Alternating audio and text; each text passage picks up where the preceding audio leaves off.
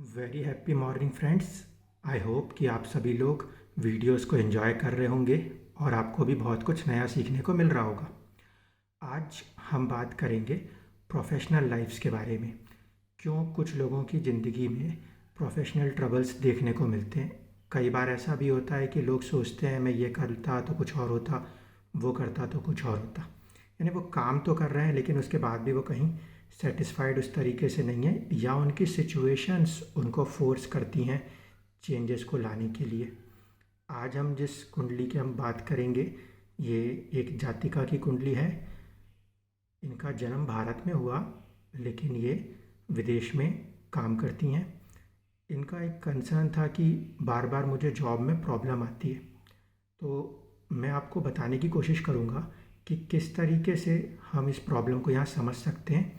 जो मैंने अपना सबसे पहला वीडियो बनाया था जिसमें मैंने बात की थी कि लग्नेश क्या है एक्चुअल में, ये समझें, वही वाला कंसेप्ट आपको यहाँ पे भी लागू होता हुआ दिखेगा। अगर आप उस पॉइंट को समझ गए तो आप मान लीजिए आप कुंडली में किसी भी प्रॉब्लम को समझने और उसे सॉल्व करने की कंडीशन में आ जाएंगे। आइए देखते हैं इस कुंडली को। इस कुंडली में जो इनको जन्म के वक्त लगन मिला है वो है 15 डिग्री का अनुराधा नक्षत्र। अनुराधा नक्षत्र के जो स्वामी देव होते हैं वो होते हैं शनिदेव। यानी कि ये जो फर्स्ट हाउस था, फर्स्ट हाउस के मिड पॉइंट पे जो नक्षत्र था वो 15 डिग्री अनुराधा था, उसके स्वामी देव हुए शनिदेव और वो गए हैं 12th हाउस में। क्योंकि लगन यानी कि सबकॉन्शियस माइंड जो है वो ही चला गया है आपका विदेश वाले भाव 12th हाउस में, इसीलिए इनका विदेश में जाना पहले से तय था। कहीं ना कहीं इनको उसका एक माइंडसेट भी पहले से ही मिला हुआ था जिसके कारण ये इस तरफ आगे बढ़े। अब हम मेन पॉइंट पर आते हैं क्योंकि सवाल आया है वो है प्रोफेशनल साइड का। तो प्रोफेशनल में जब हम जाएंगे तो 10th हाउस का जो मिड पॉइंट है वो मुझे मिलता है पूर्वा फाल्गुनी नक्षत्र। पूर्वा फाल्गुनी नक्षत्र जो है वो अपने आप में वीनस का ही नक्षत्र है जो कि वहीं पे बैठे हुए हैं। यानी कि शुक्रदेव का नक्षत्र है और शुक्र अपने ही नक्षत्र में बैठे हुए हैं, प्लेस्ड है। उनके साथ उसी नक्षत्र में मंगल प्लेस्ड है। मंगल जो होता है वो कई बार एंटरप्रेन्योरशिप को दर्शाता है। इस कुंडली में एक खासियत, इसीलिए इनसे मैंने परमिशन ली इसका वीडियो बनाने की। इस कुंडली में हम देखेंगे तो शुक्र जो है वो सूर्य की राशि में मौजूद है और सूर्य जो है वो शुक्र की राशि में मौजूद है। इसको जनरल टर्म्स में जो पंडित हैं वो बोलते हैं राशि परिवर्तन योग। और यहाँ पर क्योंकि 12वें घर से हुआ है तो वो इसमें कहेंगे कि इसमें परेशानी आएंगी, हमेशा आएंगी। ठीक है, ये बात इसको क्यों हम देख रहे हैं उनको प्रॉब्लम आ रही है तो यहाँ तक ये ट्रुथ है। अब इसमें प्रॉब्लम क्या है और क्यों है इसको समझें।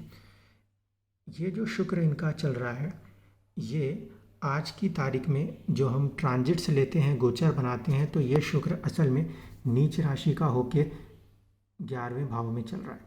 तो ये शुक्र जो है वो इस 10th हाउस की मिड पॉइंट का लॉर्ड है। यानी कि प्रोफेशन हाउस के लिए वो एक तरीके से सबकॉन्शियस माइंड है। और सबकॉन्शियस माइंड क्योंकि अर्थ से सबसे ज़्यादा दूरी पर नीच राशि में हो गया, मतलब उसका जो ग्रेविटेशनल फोर्स है वो कम हो रहा है। इस कारण से इस समय इनको एक प्रॉब्लम फेस हो रही है, वो ये कि मेरी जॉब बचेगी या जाएगी। जब इन्होंने मुझसे ये सवाल किया तो मैंने इनसे बोला कि आपको 6 सितंबर के बाद ही कुछ पॉजिटिव रिजल्ट्स देखने को मिलेंगे। क्यों? क्योंकि 6 सितंबर तक ये जो शुक्र है ये नीच राशि में है, जिस कारण से इनको इस समय प्रोफेशनल लाइफ पे प्रॉब्लम फेस हो रही है। ज़रा ध्यान से देखिए तो जो 10th हाउस है जहाँ 5 नंबर लिखा है उसके स्वामी हैं सूर्य, और ये सूर्य जो हैं ये 12वें घर में गए हैं। जो हाउस होता है उस हाउस का लॉर्ड जो है ना वो एक तरीके से उस हाउस की फिजिकल हेल्थ को समझाता है। यहाँ पे सूर्य जो है वो नीच राशि में है और उसी राशि में शनि का प्रभाव है, और शनि और सूर्य के जो कैरेक्टरिस्टिक्स हैं ना वो मैच नहीं होते, वो एक दूसरे के अपोजिट कैरेक्टरिस्टिक्स हैं। तो यहाँ पे शनि और बुध जो हैं वो सूर्य को कहीं ना कहीं ट्रबल दे रहे हैं, यानी कि बार बार नौकरी छूटने वाली परिस्थिति बन रही है। असल में इस कुंडली में ध्यान से देखेंगे ना तो जो ये मिड पॉइंट है जहाँ पे कि हमें शुक्र देव दिखे हैं, इस शुक्र के साथ मंगल का आना एक एंटरप्रेन्योर की वाली बात बता रहा है। दूसरी तरफ से हम देखेंगे तो सूर्य का हाउस एक्सचेंज हो जाना इस बात को दर्शाता है कि आपको 12th हाउस से जुड़े हुए कोई काम करने चाहिए। आप किसी भी तरह का व्यापार कर सकते हैं जिसमें इंपोर्ट एक्सपोर्ट होता हो। क्योंकि शुक्र है तो आपको मैं सलाह ये भी दे सकता हूँ कि आप खाने पीने के कामों को देख सकते हैं या कोई भी लग्जरी आइटम्स के बिजनेसेस को देख सकते हैं। अब इसी चार्ट को थोड़ा सा और डिटेल में समझने के लिए हम जाएंगे D10 में, जो कि इसका मेन चार्ट होता है रिलेटेड टू प्रोफेशन। इसमें ये जो मैंने 10 नंबर लिखा है वो लगन नहीं है, और जो भी सॉफ्टवेयर्स में आपको लगन मिलती है वो असल में गलत होती है। उसके बारे में मैं कभी और बात करूँगा। अभी मैं इतनी बात समझा दूँ कि हमारे को D1 में जो 10th हाउस था उसके लॉर्ड थे सूर्यदेव, इसीलिए इस कुंडली में मैं सिर्फ सूर्यदेव को देखूँगा। इस कुंडली में सूर्यदेव 15 डिग्री श्रवण नक्षत्र में बैठे हैं, और श्रवण नक्षत्र जो होता है वो होता है चंद्रमा का। मैंने जब मनमोहन सिंह जी की कुंडली का एनालिसिस किया था तो मैंने पाया था कि वहाँ पे भी उनका जो 10th हाउस का लॉर्ड था वो चंद्रमा में मौजूद था। इनके में भी 10th हाउस का जो लॉर्ड है वो चंद्रमा के नक्षत्र में मौजूद है। ये भी बैंकिंग सेक्टर से हैं, वो भी बैंकिंग सेक्टर से थे। You can say it's a coincidence. और चंद्रमा कहीं ना कहीं कुछ हद तक शायद बैंकिंग सेक्टर को, जो कि पब्लिक डीलिंग का सबसे बड़ा एरिया है, उसको दर्शाता है। क्योंकि इनका 10th हाउस का लॉर्ड सूर्य है तो ये तय है कि इनका जो प्रोफेशन होगा उसमें इनको एक अथॉरिटी होनी चाहिए। क्योंकि सूर्य नीचे हुआ है और दूसरे ग्रहों के प्रभाव में आया है, इस कारण से जो प्रोफेशन है उसमें स्ट्रगल बढ़े हुए हैं। इस कुंडली में भी अगर हम ध्यान से देखेंगे तो सूर्य के साथ जो है गुरु मौजूद है। गुरु अगर D10 चार्ट में देखूं तो नीच राशि में नज़र आते हैं। इसका मतलब कभी ऐसा कोई डिसीजन ये अपनी जल्दबाजी में ले लेंगे, अपने विस्डम से ले लेंगे, जिसके कारण से प्रोफेशन में इनको कुछ ट्रबल्स का सामना करना पड़ सकता है। शुक्र जो है सूर्य से देखूंगा तो केंद्र में ही बैठे हुए हैं, इसीलिए मैंने इनको सलाह दी कि आप कुछ समय तक जॉब करने के बाद अपनी फ्रीलांसिंग सर्विसेज के थ्रू या हॉस्पिटल के थ्रू जो 12th हाउस होता है उसके थ्रू अपने काम को आगे बढ़ाएं। दशा की बात करूं तो इनके ऊपर जो दशा चल रही है वो है मर्क्यूरी में राहु, बुध में राहु। और अब आप देखें कि यहाँ पे राहु जो है वो अपने 5th एस्पेक्ट से सूर्य को देख रहा है, और मर्क्यूरी जो है वो सूर्य से 12th में बैठा है। तो ये पूरी की पूरी दशा जो है ना एक तरीके से फोर्स कर रही है प्रोफेशन के अंदर चेंज को लाने की।